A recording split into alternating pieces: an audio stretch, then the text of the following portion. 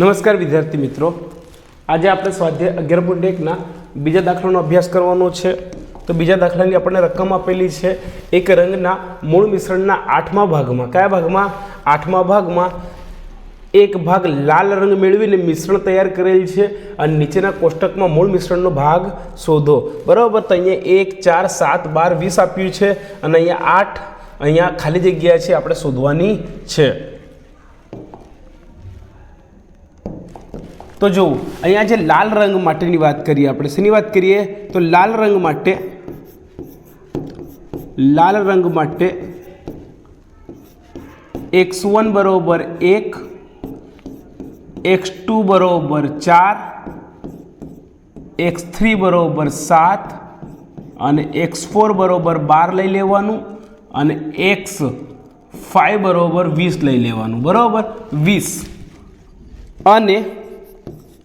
અને મૂળ મિશ્રણ માટે કોના માટે? મૂળ મિશ્રણ માટે ચાલો y1 બરોબર કેટલું થશે? 8 થશે. અને આગળનું આપણે બધું શોધવાનું છે, જે y2 છે, y2, y3, y4 અને પછી શું આવે? y5. આપણે શોધવાનું છે, મેળવવાનું છે. ચાલો, તો આપણે અહીંયા જોઈ શકીએ છીએ કે અહીં બધું કેવું છે? સમપ્રમાણમાં છે. અહીં મિશ્રણનો ભાગ સમપ્રમાણમાં છે. તો માટે સમપ્રમાણમાં છે તો આપણે આવું લખી શકીએ, x1 upon y1 is equal to x2 upon y2 is equal to x3 upon y3 અને x4 upon y4 is equal to x5 upon y5. આવું આપણે લખી શકીએ. પરંતુ અહીં જો આપણને x1 upon y1 is equal to 1 upon 8 આપેલ છે. જો આ x1 આપણે આને x1 ધારેલું છે, x1 કેટલું છે? 1 છે. અને મૂળ મિશ્રણ અહીંયા પહેલાં આપણે y1 ધારેલું છે 8, તો આ 1/8 થશે. x1 upon y1 કેટલું થાય? 1/8. હવે બધું x2, x3, x4, x5 અને y2, y3, y4, y5 આ બધું એકબીજાને કેવું છે? સમપ્રમાણમાં છે. તો માટે આપણે લખી શકીએ, આવું લખી શકીએ કે x1 upon y1, x2 upon y2, x3 upon y3 અને x4 upon y4, x5 upon y5 આ બધું બરોબર 1/8. કારણ શું છે? બધું એકબીજાના કેવું છે? સમપ્રમાણમાં છે, એટલા માટે. ચાલો, હવે આપણે શું શોધવાનું છે?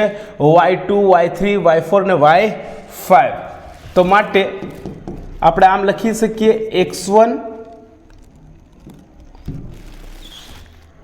માટે ચાલો આપણે y2 શોધવાનું છે, એટલા માટે તો x2 upon y2 is equal to 1/8 છે. જો આ x2 upon y2 is equal to 1/8 લખી શકીએ. માટે ચાલો x2 ની કિંમત આપણે કેટલી લીધેલી છે? 4. ઓલરેડી આપણને આપેલું છે. તો x2 કેટલું છે? 4 છે. y2 આપણે શોધવાનું છે. બરોબર શું આવશે? 1/8. તો માટે આપણે y2 ને સૂત્રનો કરતા બનાવવાનું છે. કોને? તો y2 ને. તો y2 ગુણ્યા 1 થઈ જશે, એટલે y2 ઇઝ ઇક્વલ ટુ, ચાલો આઠડો અહીંયા આવશે ગુણાકારની અંદર, આ y2 અહીં જતો રહેશે ને આઠડો અહીં આવી જશે, અહીં ભાગાકારમાંથી ગુણાકારમાં. તો અહીંયા શું થશે? 8 ગુણ્યા 4 અથવા 4 ગુણ્યા 8. તો કેટલું થશે? 32 મળશે. કેટલું મળશે? 32 મળશે. ચાલો એવી જ રીતે આપણે y3 શોધવું હોય તો આપણે શું કરવાનું? x3 upon y3 is equal to 1/8 આપણે 8 લખી શકીએ, કારણ કે બધું સમપ્રમાણમાં છે. x3ની કિંમત કેટલી લેવાની છે? 7 લેવાની છે. તો x3 કેટલું આવશે? 7 આવશે. સોરી, હા, અને y3 આપણે શોધવાનું છે અને 1/8 એમનું એમ. તો y3 ને આપણે સૂત્રનો જો કરતા બનાવીએ તો શું થશે? 7 × 8 થશે ને, 7 × 8. તો 7 × 8 કેટલા થાય ભાઈ? 56. તો એ કેટલા આવશે? 56. ત્યારબાદ ચાલો એના પછી આપણે શું શોધવાનું છે? y4. તો x4/y4 ઇઝ ઇક્વલ ટુ 1/8 લખી શકીએ. x4ની કિંમત કેટલી આપી છે? 12 આપી છે. તો ઉપર કેટલા આવશે? 12. અને y4 આપણે શોધવાનું છે 1/8. ચાલો y4ને જો સૂત્રનો કરતા બનાવીએ તો શું થશે? 12 × 8, 12 × 8 96 આપણો જવાબ આવશે. ચાલો અને લાસ્ટ આપણે શોધવાનું છે y5. તો x/5 અને y5 સોરી x/5 ને x5/y5 બરોબર 1/8 આપણે 8 લખી શકીએ. તો માટે x5 કેટલું છે? 20 છે. તો અહીંયા કેટલું આવશે?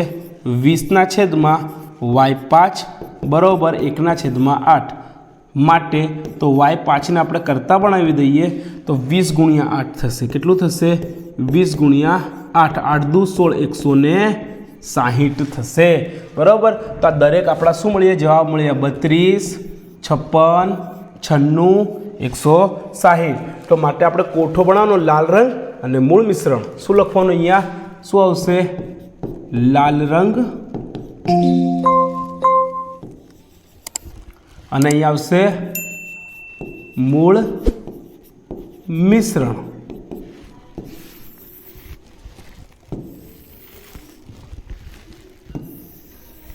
ચાલો તો લાલ રંગનું કેટલું હતું જુઓ? 1 4 7 12 20. 1 4 7 12 20. 1 4 7 12 અને 20. અને આ મૂળ મિશ્રણ આપણને કેટલું મળ્યું? ચાલો અહીંયા 8 આપણને આપેલું હતું. ત્યારબાદ શું મળ્યું? 32 56 96 અને 160. તો આપણો શું થશે? ફાઇનલ જવાબ થઈ જશે. ઓકે, વિડીયો પોઝ કરીને લખી લો.